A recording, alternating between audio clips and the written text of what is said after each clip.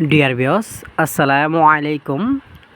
স্বর্ণামর্ষ nursery থেকে আবারও আপনাদের সামনে নিয়ে হাজির হলাম অরিজিনাল বিয়েড শোল মাছের পোনা নিয়ে।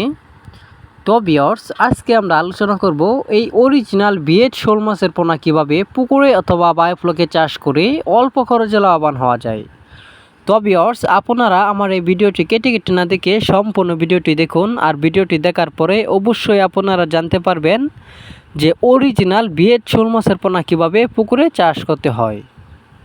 তো ভিউয়ার্স, আপনারা এখন আমার হাতে যে মাছগুলো দেখতে পাচ্ছেন এটার সাইজ হলো 2 থেকে 3 ইঞ্চি সাইজ অরিজিনাল বিয়েড শোল মাছের পোনা। এই মাছ চাষ করে আপনি অল্প খরচে লাভবান হতে পারেন।